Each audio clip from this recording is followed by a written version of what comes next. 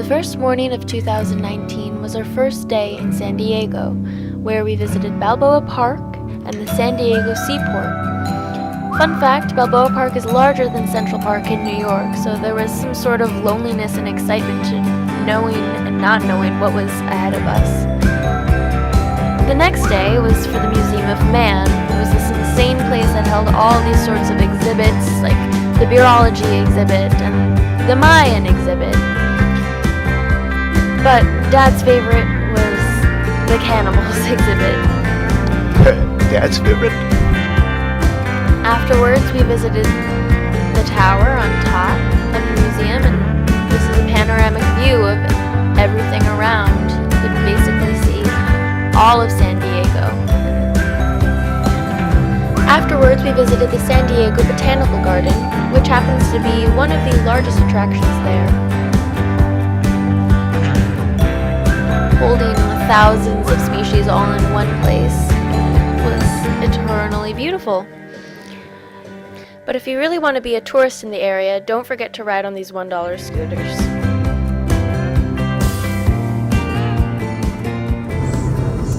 Early the next morning, we were on these roads.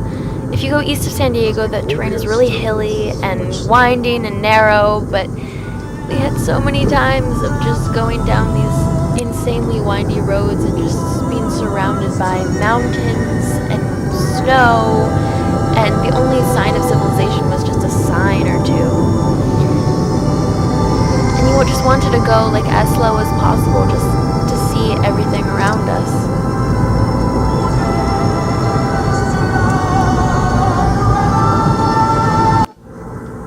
Unfortunately, not everyone is like that. There were so many people who just passed us going like 95 miles an hour on all these sports cars, where my dad was just trying to go the speed limit and survive.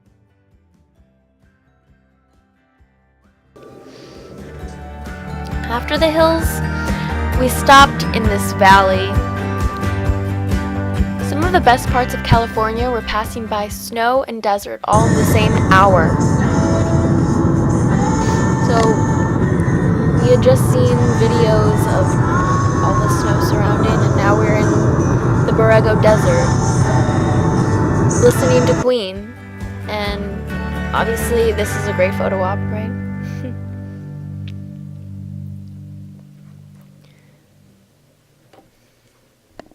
So here we are at Borrego Springs, officially. This was really interesting because they had all these metal sculptures that were completely rusted, and they looked like they were some relic of an old museum idea, trying to make the spot worth going to, even though it was already so worth going to. This panorama doesn't really capture anything, even though it is a good photo.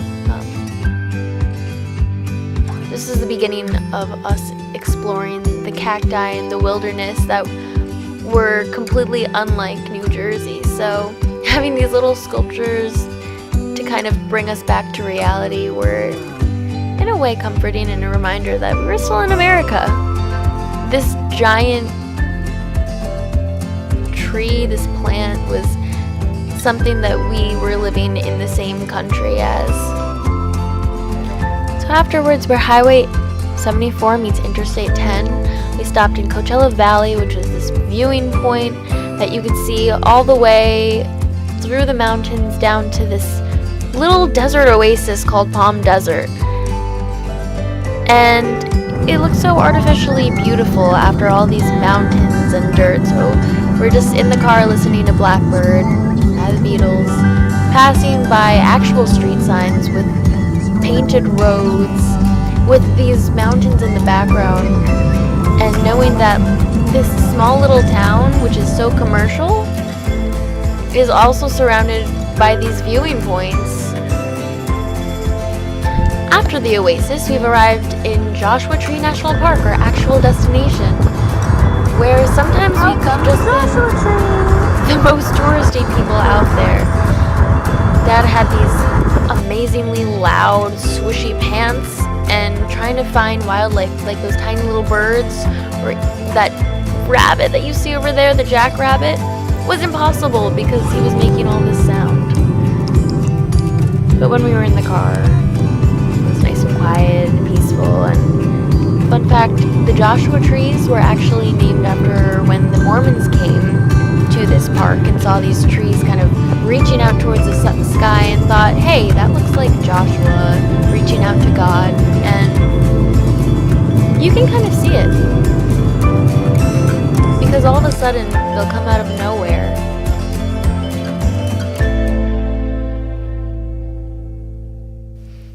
But the park itself is also surrounded by the Cholla cactus gardens that are quite dangerous. They're called jumping cacti for a reason, so you have to stay on the trails this time, unless you want to get impaled by these spiny needles. And yet, those tiny little birds, look at them. They're just chilling. It was so important to put the camera down at points and just take in everything. They call all experience of the senses mystic when the experience is considered. So an apple becomes mystic when I taste in it the summer and the snows, the wild welter of earth, and the insistence of the sun. All of which things I can surely taste in a good apple. Though some apples taste preponderantly of water, wet and sour, and some of too much sun, brackish sweet like lagoon water, that has been too much sunned. If I say I taste these things in an apple, I am called mystic, which means a liar. The only way to eat an apple is to hog it down like a pig and taste nothing that is real. But if I eat an apple, I like to eat it with all my senses awake.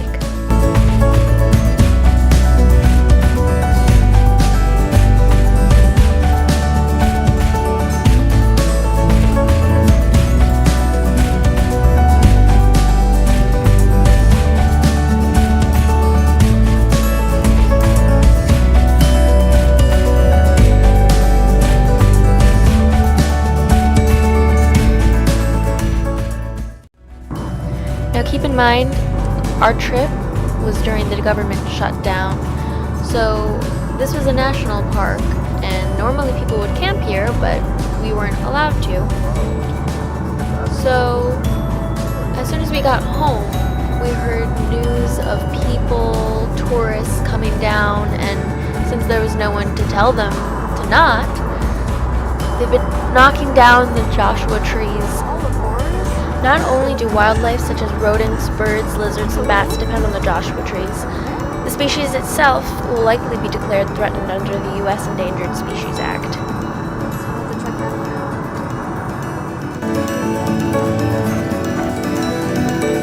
This whole area actually is quite historic. This specific part is called Hidden Valley, and is actually one of the most visited places in Joshua Tree National Park. It exhibits different parts of nature, like some sort of interactive museum. We thought the 1.5-mile hike deserved its own clip.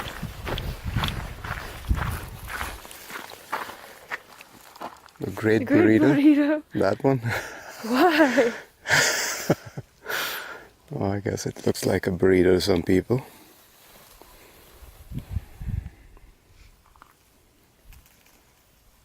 Maybe it's because they climb so much they get hungry. So it's talking about how chalks might be less used here. Not very true over there. That looks like a popular route. With a number of chalk marks there.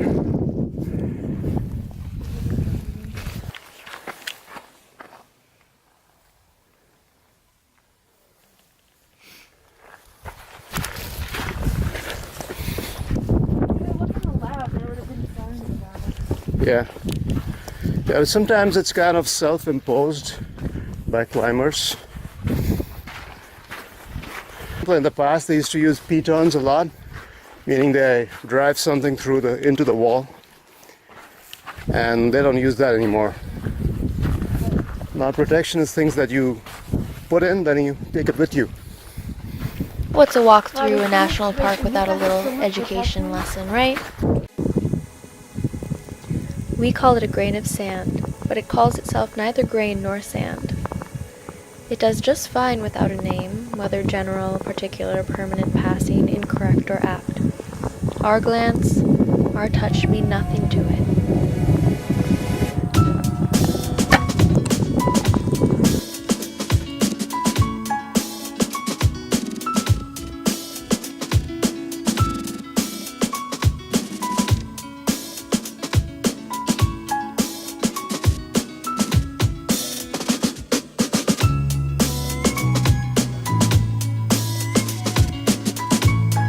This here is Barker Dam, which was constructed by C.O. Barker in 1990, meant for cattle. Now it is home for birds and desert bighorn sheep.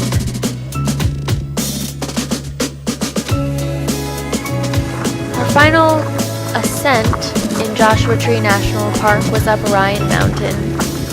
This was a really frequented spot. It's 1,000 feet in the air and 1.5 miles up. It's supposed to take 2 to 3 hours, and we saw an old man on crutches going up the mountain, a little girl hiking up.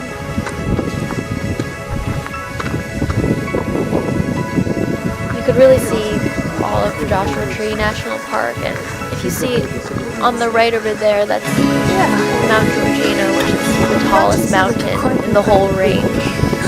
Doggies! Hello!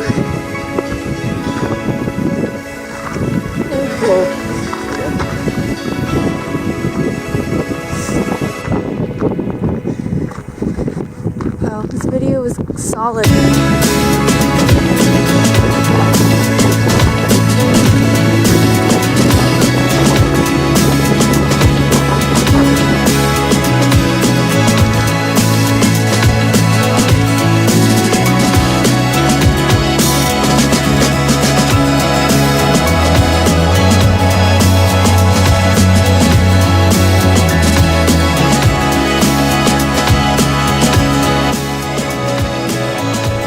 Alright, goodbye Joshua Tree, hello Pasadena, California, home to Caltech, not Stanford University. Somehow made that mistake, but they're 7 hours apart. Pasadena was university town, and then afterwards we just kind of hightailed it out of there to Huntington Beach. Huntington Beach is actually very well known for all its wildlife and birds and terns, but actually the thing that stood out the most was all the trash. And if you believe in global warming, or if you don't, let's just say that like the trash is despicable and kind of ruins the whole approach of the beach.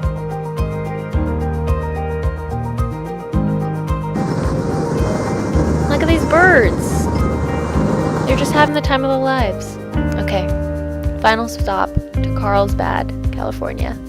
The best beach I've ever been to, and I'm not really a beach person. It was warm and perfect, and you just kind of got an ice cream from a local parlor and just walked across the beach barefoot.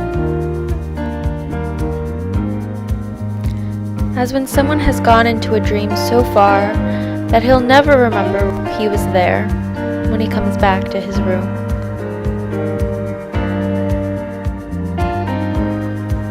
Till next time, California.